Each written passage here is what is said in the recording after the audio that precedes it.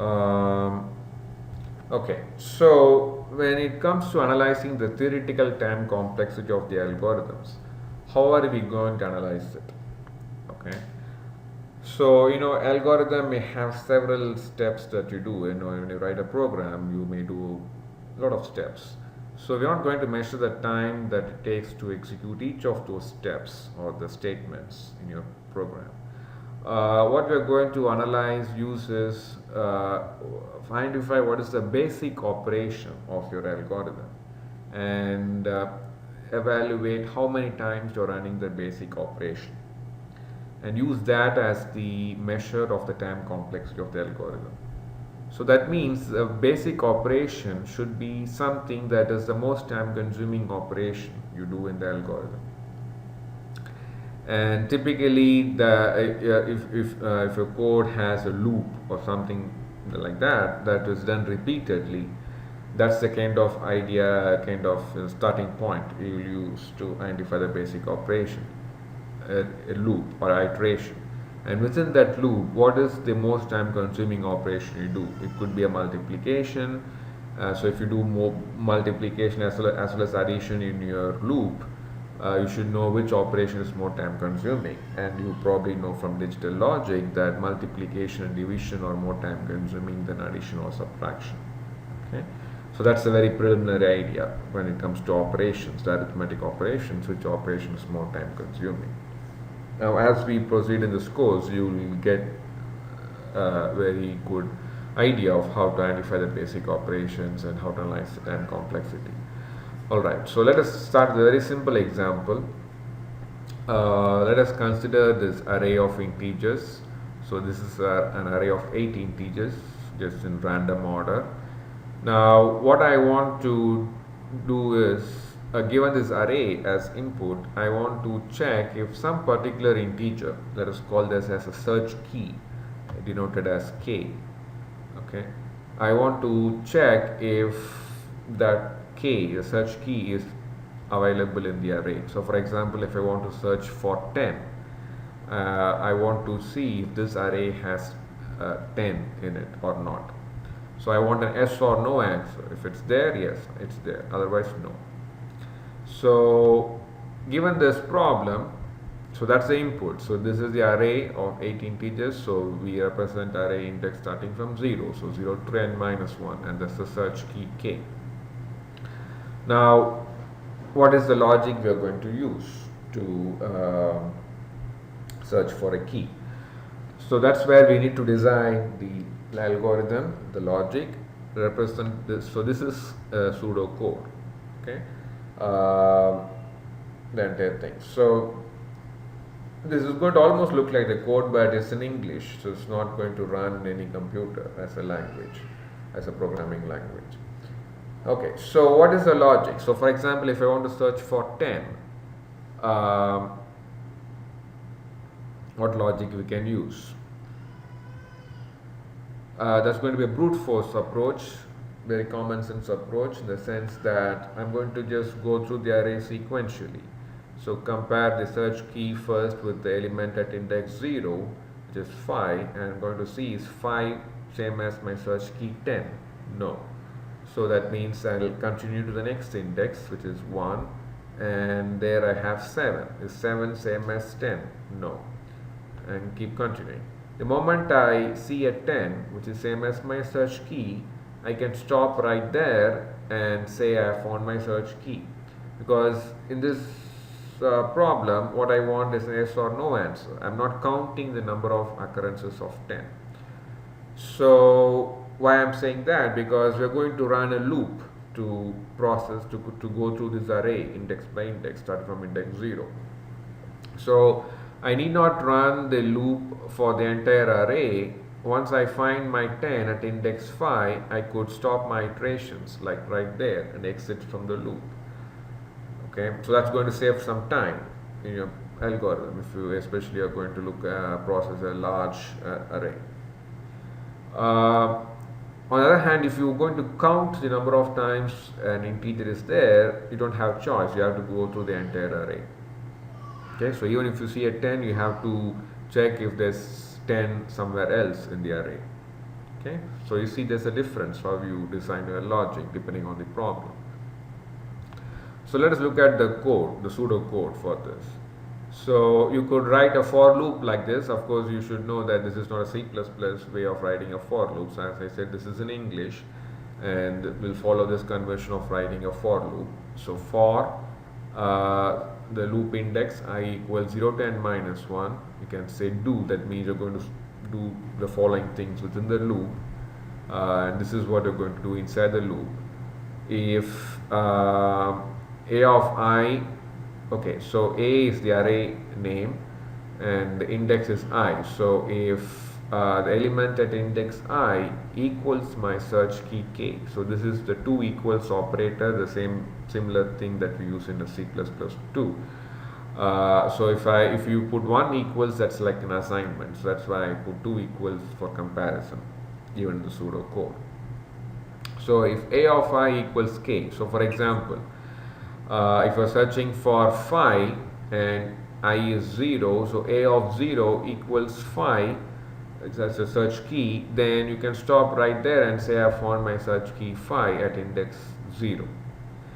If not, what we'll do, just go to the next index and search for the search key there. So if you're searching for 10, you will not be successful in all these earlier index values. Only when I equals phi, you will find 10 and you can stop there and return the program. So once you say return, that's like you're exiting from the entire program.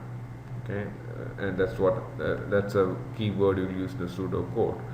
In a programming language, it depends on the language how you exit from the program. Okay, so this is an if statement, and then end if and end for. So these are all the kind of convention for writing a pseudo code, writing an end if, end for, and ending the loop. Now, all the possible keys you're going to search for are not going to be in the array. For example, if I'm searching for say 4, which is not in the array, what we'll end up doing, we'll have to go through the entire loop from index I equals 0, 1, 2, 3, 4, 7. And at each index, you will compare the element there with your search key, say 4, and it's not there. So we'll go through the entire loop and then say, which means also the entire array, and then say the key is not found. So if your search key is there, you're going to exit from the program within the loop. Only if your search key is not there, you will come out of the loop, and then after the loop you can say the search key is not there and return from the program. So that's the kind of, it's also like a proof of correctness. We're going to look at proof of correctness in more detail in the next semester on the 323 class, but you should know, you should be able to say 100% that if my search key is there, this is my exit point from the program. I'm going to come out of the loop from the program and say the key is there. Now, only if my search key is not there, I am going to run the entire loop and come out of the program and execute the instruction following the loop. You will not do that if you found the key. If you found the key, you are going to break from within the loop and just return the program. Okay, so that is kind of how you analyze the logic, whether you wrote it the right way. Okay, any questions on this so far? Yes, you could use a do-while loop. Again, remember this is a pseudo code. This is not a C++ code, but in programming it, yes, you could use a while loop or a do-while loop, for loop, any looping feature of the programming language is fine.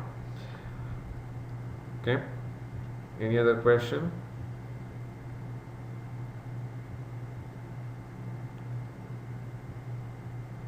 Alright, so now let us now look at the basic operation here. So if you think about this, what is the operation that we do repeatedly?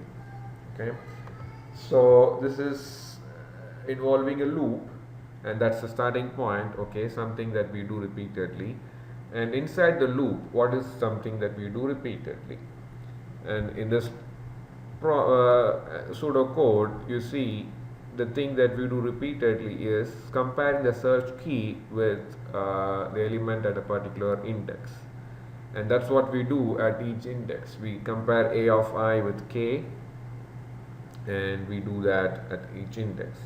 So this comparison, this equal to, that's a comparison operator. So the comparison is the basic operation we do repeatedly. And once you identify comparison as the basic operation, that's the first step. Identify the basic operation, and in this pseudocode comparison is the basic operation. Then we need to decide how many times we do the comparison. Now the number of times we do the comparison could be different for different inputs. Like in this problem, if you're searching for, if k is 5, that's your search key, you will do just one comparison.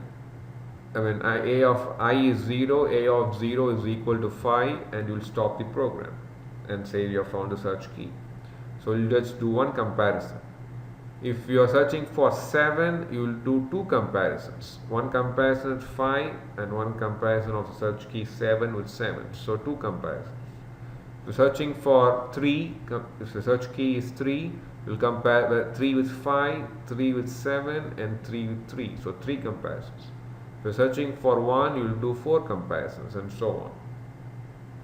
So that means the number of comparisons we do is not the same. It depends on the input for this particular problem. So that means you're going to have a best case number of comparisons and the worst case number of comparisons. The best case is if your search key is at index 0. Okay, so that's one comparison. That's the minimum number of comparisons. That's the best case. What's the maximum number of comparisons you will end up doing? That's the worst case.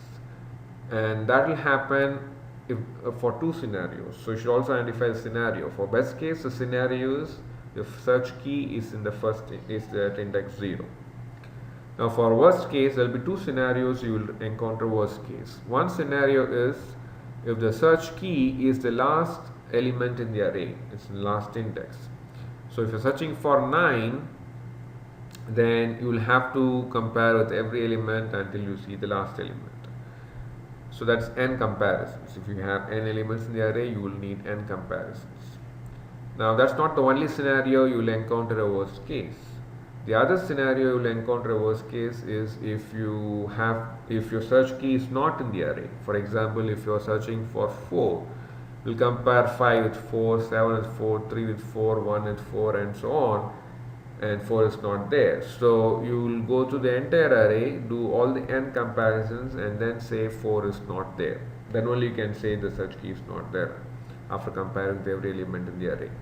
So that's the worst case number of comparisons. So in this problem, you have a best case that is different from worst case. Like one comparison is different from n comparisons, right? Because if n is 1 million, that's not same as one comparison. So you'll have a best case different from worst case for this, what is called the sequential key search problem. Okay. Any questions on this so far?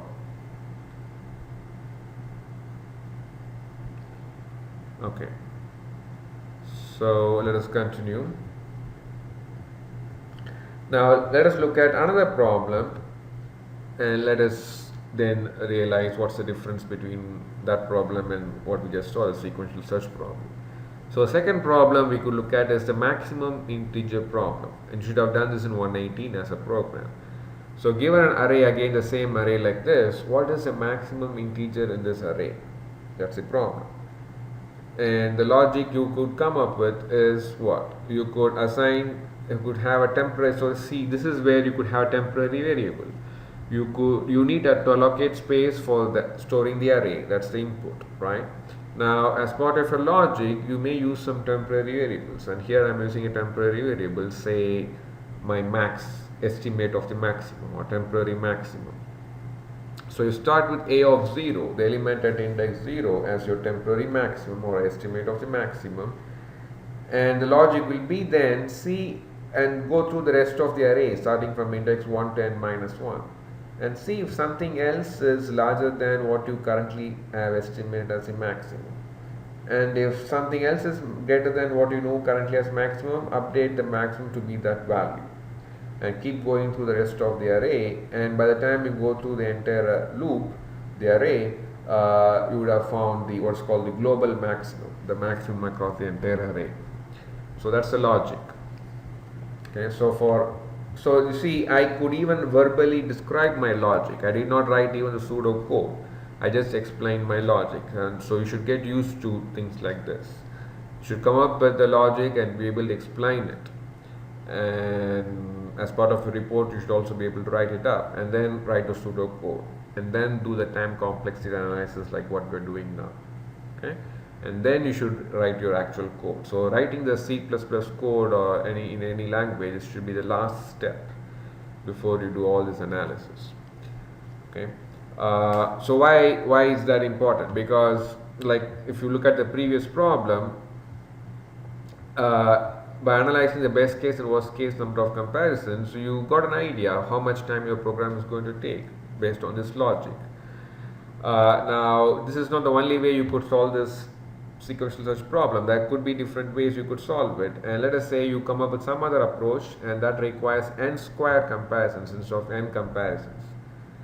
That means, and we are going to look at that in detail too, but you would prefer an algorithm that takes fewer comparisons even at the worst case, and you will implement that algorithm compared to the more time consuming algorithm. So that's why it's very important to analyze the theoretical time complexity before you actually implement it. Okay, so let us come back to the maximum integer problem. How you analyze time complexity of this? So again, the first step is to identify the basic operation, and this is an assignment operation. Okay, the thing that we do repeatedly is a loop here, and inside the loop what we do is do a comparison. So if maximum, the current estimate of the maximum, is less than the element at index I, that means you have come up with something that is greater than what you currently think as maximum. So then set max equals a of I, end if. So this comparison of max with a of I is the basic operation that you do repeatedly. And how many times we do that, right? So if you think about this array, max is initially 5, and you compare max with 7, and 7 is greater than 5, so update max to be 7, and then compare max with 3 is not greater than 7, so keep max as 7, then compare max, which is 7, with 1 is not greater than 7, so keep max as 7, then with 8 is greater than max, so update max to be 8, then with 10 is again greater than max, which is 8, so max is 10, then 2 is not greater than 10, so max stays as 10, 9 is not greater than 10, so max stays as 10. So by the time you come out of the loop, max will be 10, and that's the logic here. So that means even if 10 is the first element in the array, you still have to compare 10 or the max with the rest of the elements in the array, right?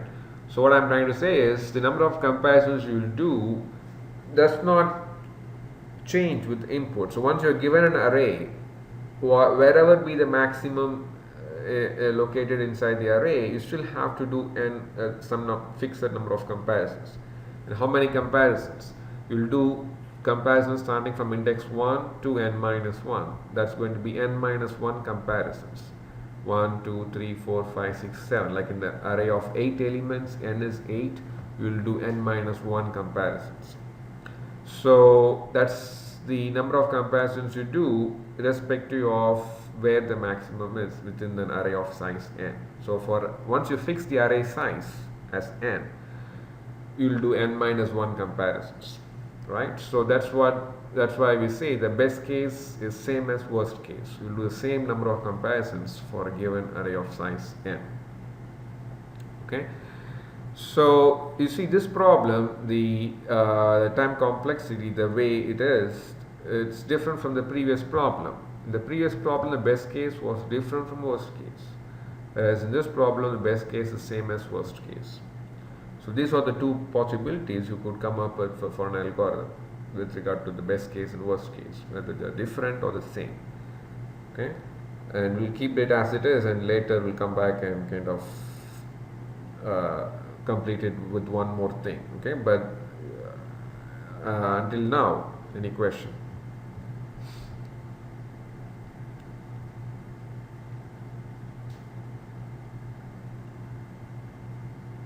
Okay.